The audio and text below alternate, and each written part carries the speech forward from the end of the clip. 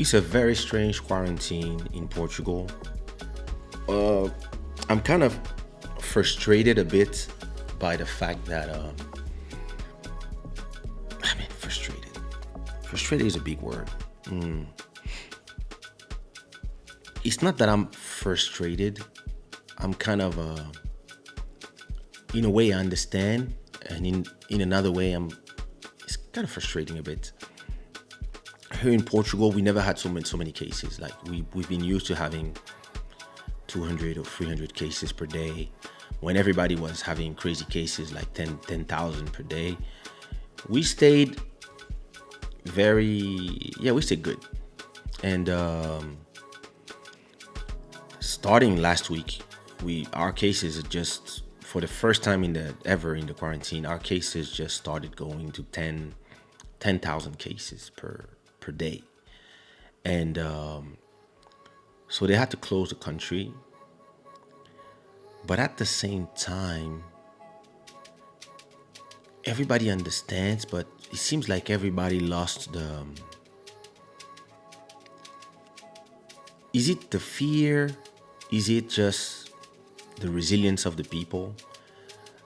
But I remember the first quarantine, my neighborhood was empty. There was not a car passing by. There was nobody in the street for real. Like, it was really like when I was going out to do a jog, which was the only thing permitted, I would cross like the path of maybe 4 people in a radius of 10 kilometers. And last Sunday I went out and the whole neighborhood was out. Everybody, all the families were just walking in the waterfront. Everybody had their mask. Everybody was careful, but everybody was out. And you have cars outside. It's like, it feels like now that we are really on the precipice with so many cases, we now have everybody not caring anymore. Man, it's not that they don't care anymore, but yeah, people are just tired of not doing anything, of not going to school, or all these things. And yeah, you have like so many new variants of, I think you have a Californian variant, UK variant, South African variant, and there's another one. And so all these variants are a little, they don't hurt you more, but they are more contagious. So all of a sudden, like I think all these countries that decided that they need to save their economies and they need to have the restaurants working a bit, etc. And they want to save their national plane companies. Yeah, especially countries like Portugal, where tourism is 30% of the GDP. Yeah, they were just like, yo, we have to open, we have to let people work, etc.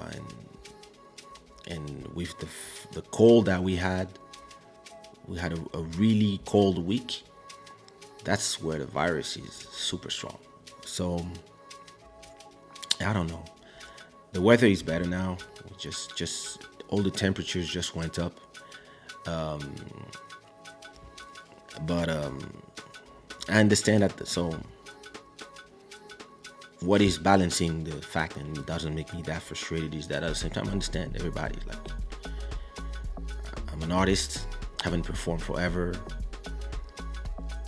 Buddy's a DJ. If he didn't have his own show on his YouTube channel, go follow Body Sadva on YouTube. He wouldn't have performed for a whole year. So many singers and performers and DJs and club owners and security, barmen, barmaids, promoters, etc.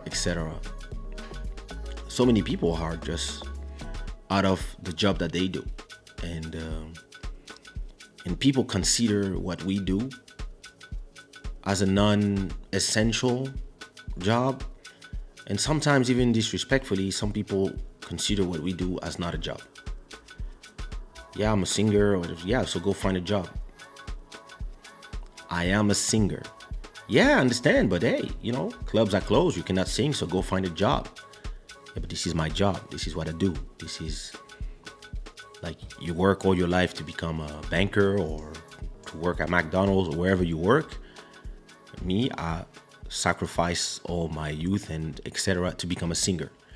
So singing is what I do. And the same way a guy who has a restaurant cannot open his restaurant and the government is hearing them.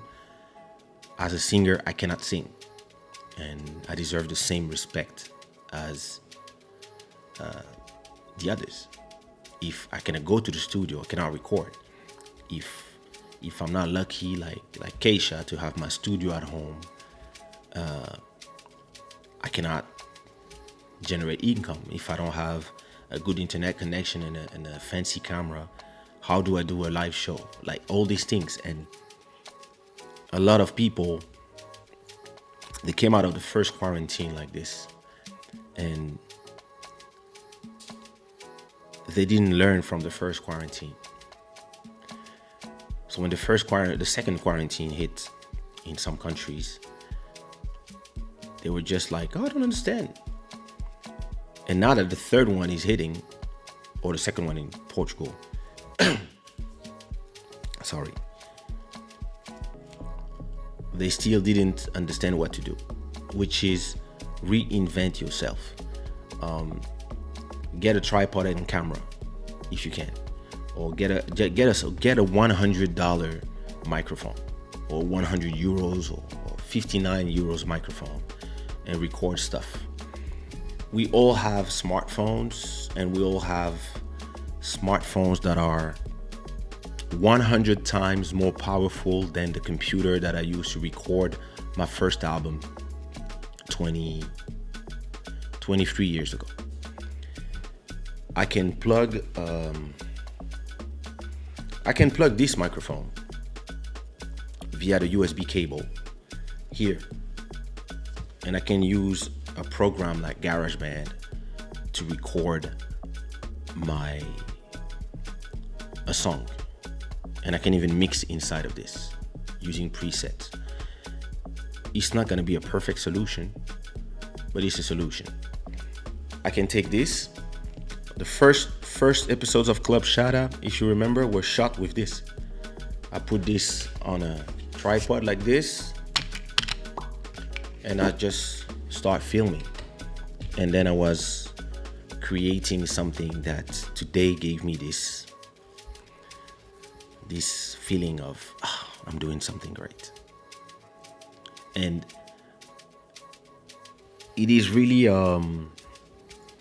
it's really up to you to ask yourself if in these times you want to do something great, or you want to let fear, uncertainty, or the fact that your comfort zone has been taken away, if you want to just let it,